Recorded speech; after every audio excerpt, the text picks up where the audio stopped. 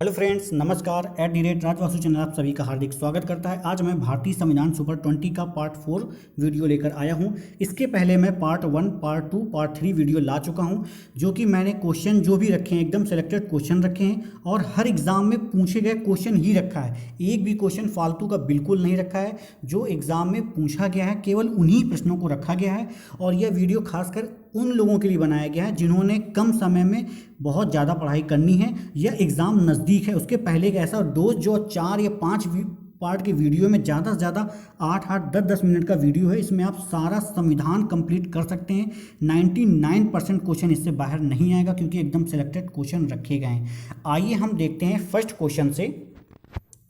समाजवादी, पंथ निरपेक्ष एवं राष्ट्र की अखंडता, ये 3 शब्द जोड़े गए थे, किस संविधान संशोधन अधिनियम के द्वारा जोड़े गए? जिसका राइट आंसर होगा 42वें संविधान संशोधन अधिनियम 1976 के द्वारा। नेक्स्ट ऑप्शन देखते हैं। हम सारे क्वेश्चन को हैंडल करते चलेंगे, जो भी इंपॉर्टेंट क्वेश्चन होगा उसको भी हम देखते चलेंगे, ऑप्शन को भी हम कंप्लीट करना है हमें। इसका सेकंड ऑप्शन दिया हुआ है 44वां संविधान संशोधन 1978 संपत्ति के अधिकार को हटाकर कानूनी अधिकार 300A में रख दिया गया था। 300A में 44वां संविधान संशोधन 1978 के द्वारा। और बात करते हैं पहला संविधान संशोधन 1951। संविधान संशोधन 1951 के द्वारा 9वीं अनुसूची जोड़ी गई थी। इसके पहले 8 अनुसूची थी। 8 अनुसूची के बाद 9वीं अनुसूची। यदि आपसे पूछता है किस संविधान संशोधन के अंतर्गत, तो बताएंगे पहला संविधान संशोधन। पूछता है सन, तो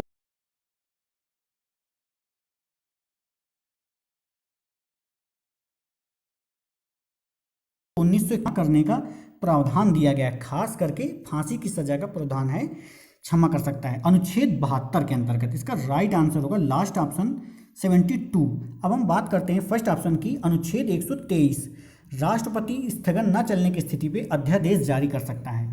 अनुच्छेद 143 अक्सर क्वेश्चन पूछता है, वेरी वेरी इंपॉर्टेंट क्वेश्चन है, वेरी इंपॉर्टेंट।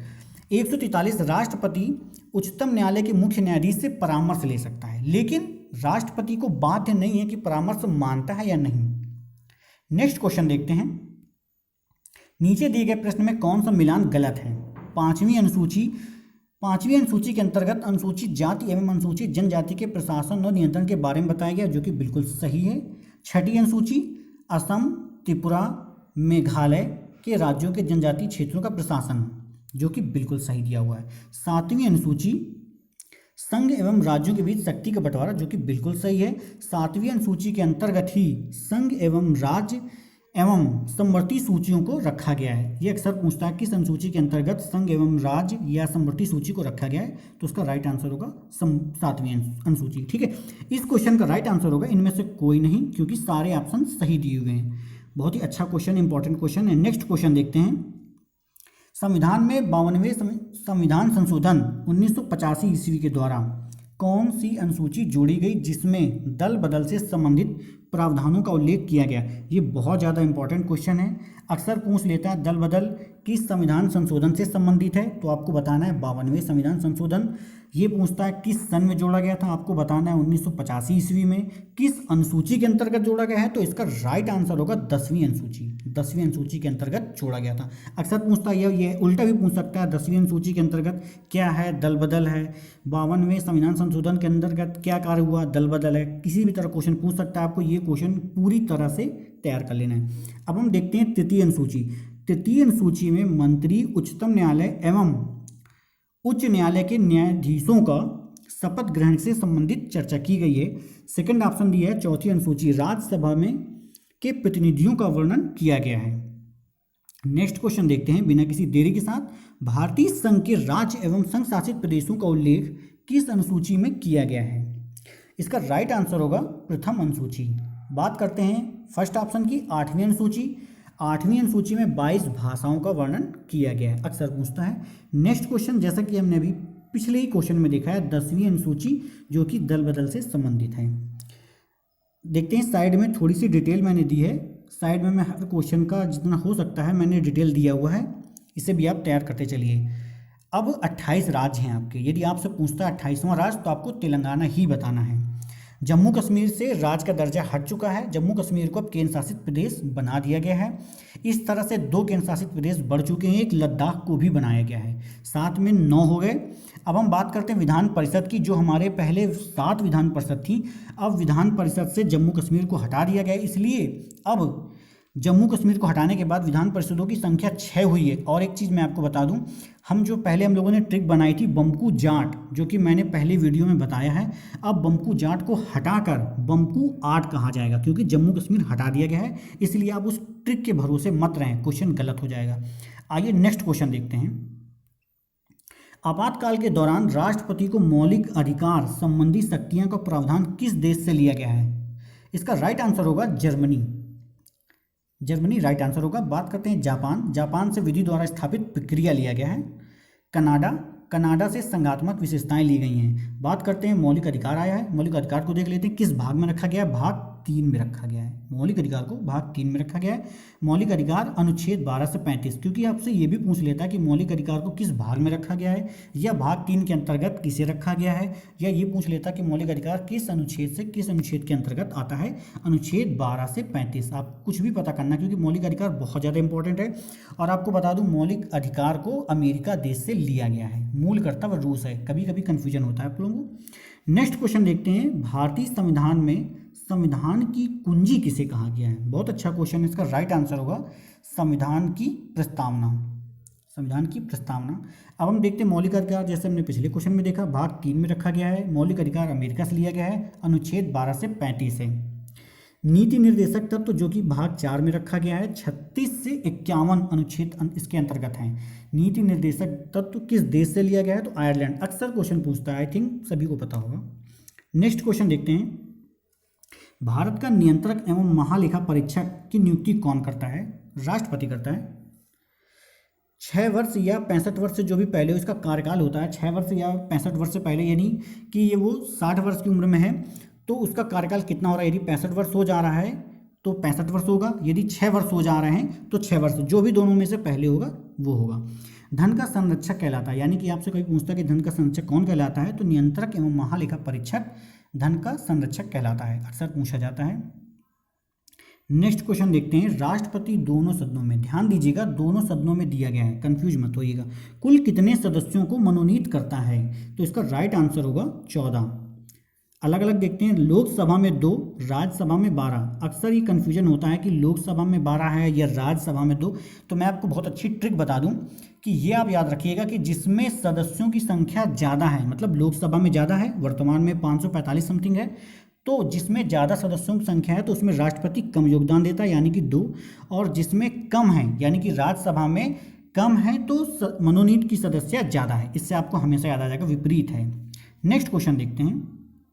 एकदम सिलेक्टेड क्वेश्चन रखे हैं जो एग्जाम में पूछे गए हैं, फालतू का कोई भी क्वेश्चन नहीं है। ऐसा नहीं है कि फालतू का क्वेश्चन आएगा नहीं, लेकिन ये सिलेक्टेड वीडियो का पार्ट है, पार्ट 4। अब हम देखते हैं लोकसभा और विधानसभा की सीटों की संख्या में कब तक का बदलाव नहीं होगा।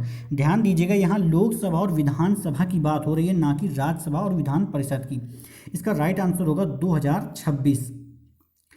अब हम बात करते हैं 2026। ये 2001 में 84वें संविधान संशोधन के अंतर्गत संसद में पारित कराया गया था कि लोकसभा और विधानसभा की सीटों की संख्या में कोई बदलाव नहीं होगा, यथावत 2026 तक इनकी संख्या निर्धारित रहेंगी। आइए नेक्स्ट क्वेश्चन देखते हैं।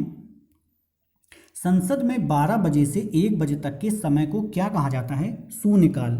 ये उल्टा भी पूछता है, शून्यकाल का टाइमिंग क्या है? 12 बजे से 1 बजे तक, जो कि महत्वपूर्ण क्वेश्चन पूछने का समय होता है। नेक्स्ट क्वेश्चन देखते हैं। संविधान निर्माण में कुल कितना समय लगा था? ये अक्सर छोटे एग्जामों में पूछ लेता है। यदि आपको डाटा क्लियर नहीं है तो आपका गलत भी हो सकता है। 2 वर्ष, यहाँ 11 माह दिया है, यहाँ 14 दिया है, यहाँ भी 2, यहाँ भी 2, ठीक है। तो आपको याद रखना है 2 वर्ष 11 माह 18 दिन। इसका राइट आंसर होगा लास्ट ऑप्शन। नेक्स्ट देखते हैं। प्रश्नकाल जिसके तहत दोनों सदनों में से, मतलब दोनों सदनों में, आपको याद होना चाहिए कि प्रश्नकाल दोनों सदनों में प्रश्न करने का समय है, एक सदन की बात नहीं हो रही है। करने का समय कितना निर्धारित किया गया है? इसका राइट आंसर होगा फर्स्ट ऑप्शन, 60 मिनट, यानी कि 1 घंटा। बैठक के प्रारंभ में आपसे ये भी पूछ सकता है कि प्रश्नकाल करने का समय क्या होता है, प्रारंभ में या मध्य में या अंतिम में। तो बैठक के प्रारंभ में 60 मिनट यानी कि 1 घंटे का होता है। नेक्स्ट क्वेश्चन देखते हैं। 13 दिसंबर 1946 ईस्वी को उद्देश्य प्रस्ताव किसने प्रारंभ किया? इसका राइट आंसर होगा जवाहरलाल नेहरू। जवाहरलाल नेहरू आपके संघ शक्ति समिति के अध्यक्ष थे। डॉक्टर राजेंद्र प्रसाद ये आपके अध्यक्ष बनाए गए थे, स्थायी अध्यक्ष। बात करते हैं लास्ट ऑप्शन की, सच्चिदानंद सिन्हा। ये जो पहली बैठक हुई थी 9 दिसंबर 1946 को, जिसमें अस्थायी अध्यक्ष बनाए गए थे। और ऐसा भी कहा जाता है कि संविधान सभा की जो पहली बैठक हुई थी उसमें डॉक्टर सच्चिदानंद सिन्हा सबसे बुजुर्ग व्यक्ति थे। डॉक्टर राजेंद्र प्रसाद आपके ये प्रथम राष्ट्रपति भी हैं, आई थिंक सभी को पता होगा। नेक्स्ट क्वेश्चन देखते हैं। पहला संविधान संशोधन कब जोड़ा गया? बहुत अच्छा क्वेश्चन है। इसका राइट आंसर होगा 1951 में। आपको ये भी पता होना चाहिए कि संविधान संशोधन किस अनुच्छेद के अंतर्गत रखा गया है, तो 368। आपको ये भी पता होना चाहिए कि संविधान संशोधन किस भाग में रखा गया है, तो भाग 20 में।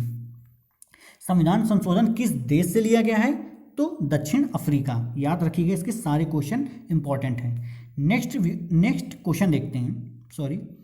संविधान सभा के सदस्यों की कितनी संख्या निश्चित की गई थी? इसका राइट आंसर होगा 389, यानी कि 389। संविधान सभा में हैदराबाद एक ऐसी देसी रियासत थी जिसके सदस्यों ने भाग नहीं लिया था।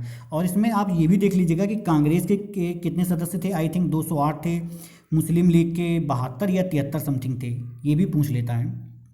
नेक्स्ट क्वेश्चन देखते हैं। प्रारूप समिति के अध्यक्ष कौन थे? अक्सर क्वेश्चन पूछता है। इसका राइट आंसर होगा भीमराव अंबेडकर। बात करते हैं जवाहरलाल नेहरू, जैसा कि मैंने पहले बताया संघ शक्ति समिति के अध्यक्ष थे। डॉक्टर राजेंद्र प्रसाद संचालन समिति के अध्यक्ष थे। नेक्स्ट क्वेश्चन देखते हैं। वित्त विधेयक धन विधेयक है या नहीं, इसे प्रमाणित करने का अधिकार किसके पास है? इसका राइट आंसर होगा लोकसभा अध्यक्ष। आपको मैं बता दूं, वित्त विधेयक हो या धन विधेयक, ये लोकसभा ही पास करता है और राष्ट्रपति या राज्यसभा इस पर हस्तक्षेप नहीं कर सकता है। यदि लोकसभा राज्यसभा में या राष्ट्रपति के पास भेजता है तो राष्ट्रपति इसे अस्वीकार नहीं कर सकता है। ये क्वेश्चन अक्सर पूछा जाता है। धन विधेयक किससे संबंधित है? अनुच्छेद 110, याद रखिएगा। वित्त विधेयक आई थिंक 112 है, 112। नेक्स्ट क्वेश्चन देखते हैं।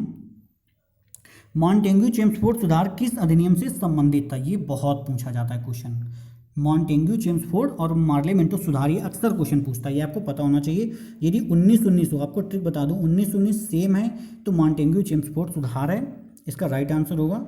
और दिया हुआ 1909 यानी कि 1909, तो ये आपका मार्लेमेंटो सुधार है, यानी कि इसमें सुधार करने की जरूरत है। ये अक्सर पूछ लेता है, आपको दोनों पता होना चाहिए। इसका राइट आंसर तो सेकंड है। नेक्स्ट क्वेश्चन देखते हैं। किस अधिनियम के द्वारा बंगाल के गवर्नर को बंगाल का गवर्नर जनरल पद का नाम दिया गया था? ये गवर्नर जनरल को पद का नाम दिया गया था। अच्छा क्वेश्चन है। 1773 ईस्वी का रेगुलेटिंग एक्ट, इसका राइट आंसर होगा।